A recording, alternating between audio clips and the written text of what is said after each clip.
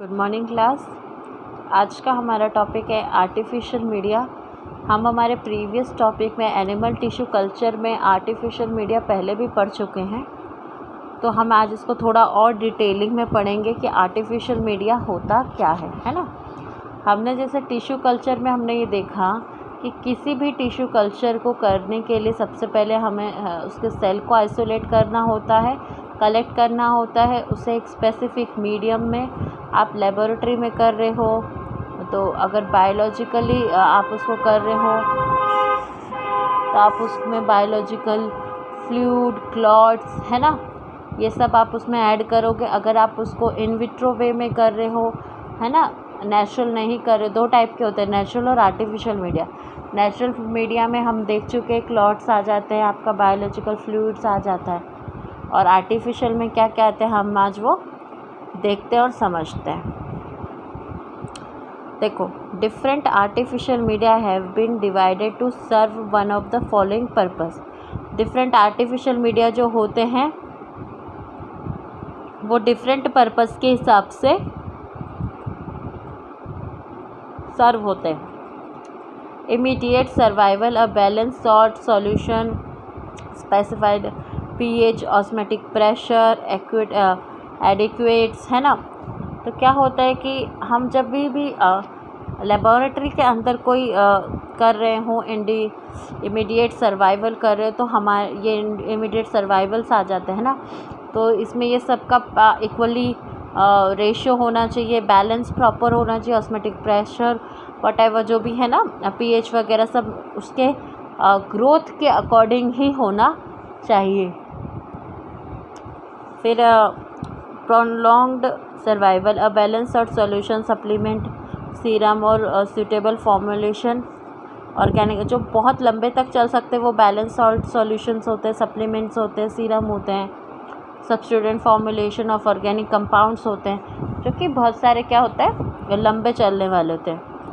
Identify indefinite growth होती है, specialised function हो जाते हैं। आर्टिफिशियल में भी ग्रुप इनटू फॉलोइंग टाइप्स, इसको अलग अलग टाइप में फॉलोइंग किया गया। Serum containing media, serum free media, chemically defined media और प्रोटीन फ्री मीडिया। सबसे पहले हम बात कर लेते हैं सीरम की। सीरम क्या है? Liquid yellowish clear content left after fibrin and cell are removed from the blood is known as serum। तो liquid yellowish clear content left after fibrin cells are removed from the blood is known as serum। जो yellowish part होता है, जो हमारी क्या होती है, serum होता है हमारा येलो वाला पार्ट है ना। तो जो लिक्विड येलोइश क्लियर कॉन्टैक्ट्स होता है, जो सारी फिब्रिन सेल्स रिमूव कर दी जाती है तो ब्लड में, उसके बाद जो येलोइश लिक्विड बचता है that is called serum. Fetal bovine serum is the most commonly applied serum in animal cell culture media. जो फीटल बोविन सीरम होता है वो सबसे कॉमनली अप्लाइड सप्लीमेंट होता है एनिमल सेल कल्चर या एनिमल टिश्यू कल्चर के अंदर।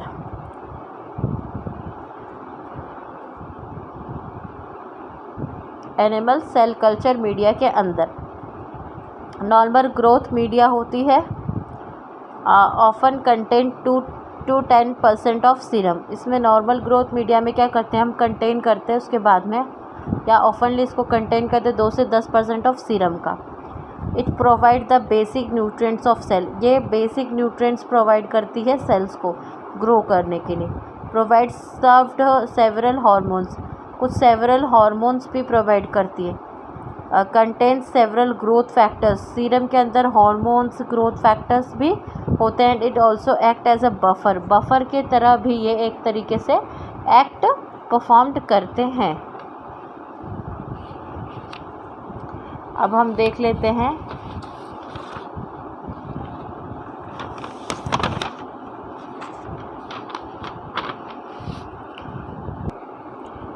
अब स्टार्ट करते हैं सीरम के बारे में। हम देख लें क्या क्या बेनिफिट्स है उसके। तो अब सीरम कंटेनिंग मीडिया क्या होता है उसके बारे में देखते हैं। Fetal bovine serum is the most common supplement in animal cell culture media as well as हम पहले भी देख चुके हैं। जो फीटल बोविन सीरम होता है वो सबसे कॉमन सप्लीमेंट होता है एनिमल सेल कल्चर में या एनिमल सेल कल्चर मीडिया के अंदर। It is used as low cost supplement to provide an optimal culture medium. ये सबसे लो कॉस्ट सप्लीमेंट होता है जो कि ऑप्टिमल कल्चर मीडियम के अंदर हम प्रोवाइड करते हैं, हमें प्रोवाइड होता है, हम कह सकते हैं हमें मिलता है। Serum provides carries water insoluble nutrients hormone and growth factor. तो जो सीरम का हमको क्या क्या देता है, कैरीज करता है वाटर, इनसॉल्यूबल न्यूट्रिएंट्स होते हैं, हार्मोन्स एंड ग्रोथ फैक्टर्स इसके अंदर होते हैं, proteases inhibitor and binds and neutralize toxic moieties, है ना, मोइटिक्स।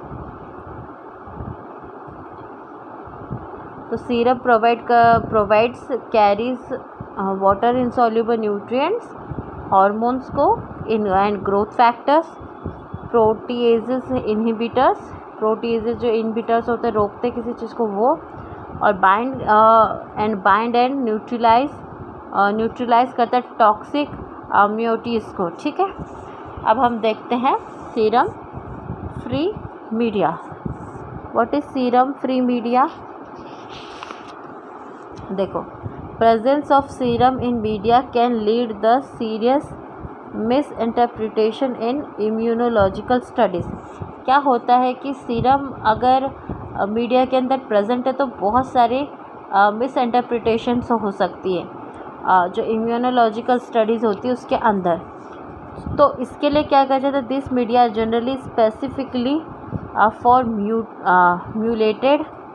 Formulated to support the culture of a single cell type. तो इसी वजह से इस टाइप के मीडिया को जनरली स्पेसिफिकली फॉर्मुलेट किया गया है सपोर्ट करने के लिए culture of a single cell type को, और incorporate defined qualities of purified growth को, है ना। इसके लिए हमने ये बनाया growth factors, lipoproteins and other proteins which are otherwise usually provide by the serum, जो कि हमें यूजुअली तो सीरम के द्वारा मिल ही रहे हैं, लेकिन फिर भी अगर हम नहीं मिलता तो भी हमको इसके द्वारा मिल जाता है, सीरम फ्री मीडियाज़ के द्वारा मिल जाता है ना। अब chemically defined media, chemically defined media क्या होता है समझते हैं। This media contain contamination free ultra pure inorganic और ऑर्गेनिक इंग्रेडिएंट्स। तो ये जो मीडिया है ये क्या करती है, कंटेन करती contamination free ultra pure organic inorganic and organic ingredients को, है ना। केमिकली डिफाइंड मीडिया के अंदर किसी तरह का कंटामिनेशन नहीं होता। And many also contain pure protein additives like growth factors. तो प्रोटीन एडिटिव्स भी होते लाइक ग्रोथ फैक्टर्स जो कि पूरे क्या होते हैं, प्योर होते हैं, किसके अंदर, केमिकली डिफाइंड मीडिया के अंदर। Their constituents are produced in bacteria और यीस्ट बाय जेनेटिक इंजीनियरिंग। तो जो इनके कॉन्स्टिट्यूएंट्स होते हैं उनको बनाया जाता है बैक्टीरिया या यीस्ट के द्वारा जेनेटिक इंजीनियरिंग के अंदर, with the addition of vitamins, कुछ vitamins, cholesterol, specific amino acids and fatty acids. तो जो जेनेटिक इंजीनियरिंग के साथ साथ में कुछ एडिशनली भी इसमें हम करते हैं, that is vitamins, cytosol, cholesterol, specific amino acids and fatty acids. ठीक है, तो हमने देख लिया सीरम कंटेनिंग मीडिया क्या होता है, जिसके अंदर सीरम का इस्तेमाल किया जाता है। सीरम के अंदर बहुत सारे क्या होते हैं, इनसॉल्युबल न्यूट्रिएंट्स होते हैं, हार्मोन्स होते हैं, ग्रोथ फैक्टर्स होते हैं, जो कि न्यूट्रलाइज सेल को करने में, उसकी ग्रोथ करने में हेल्प करते हैं। एज वेल एज अगर सीरम होगा तो एक मिस इंटरप्रिटेशन भी हो सकती है इम्यूनोलॉजिकल स्टडीज़ के अंदर। तो दैट्स वाई हम कुछ सीरम फ्री मीडिया का भी इस्तेमाल करते हैं, जो वैसे ही एज वेल एज सेम है जैसे सीरम मीडिया वाले में होता है, सीरम कंटेनिंग मीडिया में। इसमें भी प्योरीफाइड सिंगल ग्रोथ फैक्टर्स होते हैं, लिपोप्रोटीन्स, लाइपोप्रोटीन्स होते हैं, अदर प्रोटीन्स होते हैं, है ना। इसको भी हम अदर यूज़ अच्छे से करते हैं, जो मे भी इसमें सीरम कंटेनिंग मीडिया में जो होता है। तो केमिकली में भी हमने देख लिया कि केमिकली में क्या हो रहा है कि जो इनऑर्गेनिक एंड ऑर्गेनिक इंग्रेडिएंट्स है, purely without contamination ultra pure organic and inorganic ingredients का इस्तेमाल किया जाता है, जिसमें प्योर प्रोटीन्स होते हैं लाइक ग्रोथ फैक्टर्स, और इसके अंदर इनको आप कॉन्स्टिट्यूएंट इसके प्रोड्यूस करवा सकते हैं बैक्टीरिया और ईस्ट से, जेनेटिक इंजीनियरिंग के साथ, साथ ही साथ में vitamin, cholesterol, specific amino acids और फैटी एसिड्स को भी इस्तेमाल कर सकते हैं, या हम इसके कॉन्स्टिट्यूएंट इनके भी बना सकते हैं।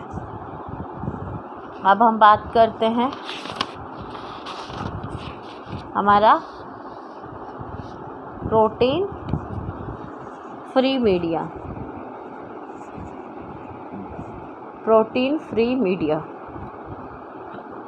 मतलब जिसके मीडिया के अंदर प्रोटीन नहीं होंगे। Protein free media do not contain any proteins and only contain non protein constituents. मतलब प्रोटीन फ्री मीडिया से समझ में आता है जिसमें प्रोटीन नहीं होगा। तो protein free media do not contain any protein, किसी भी तरह का कोई प्रोटीन नहीं होता, और इसमें सिर्फ कंटेन होता है नॉन प्रोटीन जो कॉन्स्टिट्यूएंट्स होते हैं, सिर्फ वही। कंपेयर करते serum supplemented media, uses of protein free media promotes superior cell growth and protein expression and facilitates downstream purification of any extract product. अगर हम कंपेयर करते हैं सीरम सप्लीमेंटेड मीडिया को और प्रोटीन फ्री मीडिया को, तो क्या होता है कि जो प्रोटीन फ्री मीडिया प्रमोट्स करती है सुपीरियर सेल ग्रोथ को, है ना, और प्रोटीन एक्सप्रेशन एंड फैसिलिटेट जो डाउनस्ट्रीम प्योरिफिकेशन होता है, that is expressed product by any product, है ना। तो प्रोटीन फ्री मीडिया ज़्यादा स्पेसिफिकली सेल ग्रोथ करवा रहा है, इसमें प्रोटीन एक्सप्रेशंस हमको उसके फैसिलिटेट्स डाउनस्ट्रीम्स वगैरह हमको बहुत ही डाउनस्ट्रीमली हमें देखने को, प्योरिफिकेशन हमको देखने को मिलता है। तो हम समझते हैं कि serum containing media is a good option, but serum free media, या हम केमिकली बोल सकते हैं केमिकल डिराइव्ड मीडिया, या फिर प्रोटीन फ्री मीडिया, ये तीनों सीरम कंटेनिंग मीडिया के थोड़े बेटर वे ऑप्शंस हैं। फिर हम बात करते हैं morphology of cell in culture, है ना, कि किस तरह से इनका स्ट्रक्चर होता है ना। मॉर्फोलॉजी मतलब कि वो किस हिसाब से उनका स्ट्रक्चर होता है। तो cell in culture can be divided into 3 basic categories based on their shaped and appearances. तो जो सेल कल्चर मीडिया है वो 3 तरह से डिवाइड किया गया है, उनके शेप और वो किस तरह दिखाई देते हैं उस हिसाब से, दैट इज़ कॉल्ड मॉर्फोलॉजी। तो सबसे पहला है, ये 3 तरह से होते हैं, फिब्रोब्लास्टिक, एपिथेलियल और लिम्फोब्लास्ट, है ना। तो जो फिब्रोब्लास्टिक होते हैं वो कैसे होते हैं cells? Fibroblastic like cells are bipolar और multipolar, have elongated shaped and growth attached to a substrate। ये बाइपोलर और मल्टीपोलर होते हैं, ये थोड़े ऐसे लंबे शेप के होते हैं, ऐसे टाइप के। और ये क्या करते हैं, ये जैसे इनकी ग्रोथ होती है तो ये सबस्ट्रेट के साथ में ही अटैच होकर के वहीं पर ही ग्रोथ करते हैं। तो epithelial like cell are polygonal in shape and more regular dimensional and growth attached to a substrate in discrete patches। तो एपिथेलियल में क्या होता है, ये पैचेस टाइप में क्रिएट करते हैं, ऐसे जाली टाइप ऑफ स्ट्रक्चर बनाते हैं ऐसे, है ना। तो जो ये होते हैं पॉलीगोनल होते हैं शेप में और बहुत ज़्यादा रेगुलर होते हैं डायमेंशनली ग्रोथ के अटैचमेंट में सब्सट्रैक्ट के साथ में। और ये क्या डिस्क्रिएट करते हैं, जो पैचेस होते हैं उनको डिस्क्रिएट करते हैं। तीसरा है लिम्फोब्लास्टिक सेल्स। तो lymphoblast like cells are spherical in shape and usually grown in suspension without attaching to a surface. तो लिम्फोब्लास्टिक सेल्स जो होते हैं वो स्फेरिकल शेप्ड के यानी गोल गोल होते हैं और ये क्या ग्रोथ करते हैं सस्पेंशन ग्रोथ करते हैं सस्पेंशन, मतलब कि इनको सरफेस से अटैच्ड होने की ज़रूरत नहीं होती। ये फिर भी क्या करते हैं, अपने आप को बढ़ाते हैं, ग्रोथ करते चले जाते हैं। अब हम इस एप्लीकेशन की बात कर लेते हैं। एप्लीकेशन में क्या है, प्रोडक्शन ऑफ एंटीवायरल वैक्सीन्स के लिए animal tissue culture, animal cell culture का इस्तेमाल किया जाता है या यूजुअली सेल कल्चर का इस्तेमाल किया जाता है। Production of antiviral vaccines, cancer research with requirement the study of uncontrolled cell division in cultures, यानी कैंसर रिसर्च के लिए भी, और अगर ज़रूरत पड़ने पर जो अनकंट्रोल्ड सेल डिवीज़न हो रहा है कल्चर के अंदर उसको भी स्टडी करने के लिए इसकी ज़रूरत होती है। Production of pharmaceuticals drug using cell lines का इस्तेमाल करते जो प्रोडक्शन होता है फार्मास्यूटिकल ड्रग्स का उसके अंदर। Study the function of the nervous cell,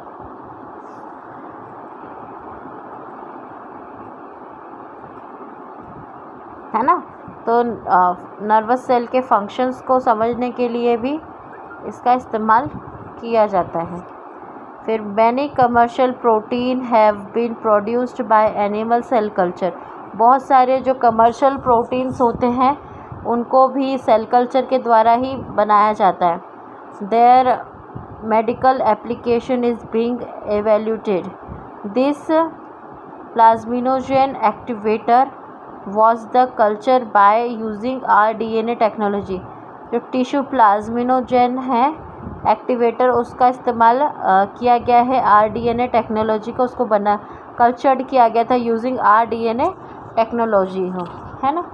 एक और इसमें जो एप्लीकेशन है इसकी वो है the recombinant TPA is safe and effective for dissolving blood clots in patient with heart disease and thrombotic disorder। तो जो recombinant TPA DNA सेफ होता है, इफ़ेक्टिव करता है डिज़ोल्विंग ब्लड क्लॉट्स को पेशेंट के अंदर हार्ट डिसीज़ के टाइम और थ्रोम्बियोटिक डिसऑर्डर के टाइम में, है ना।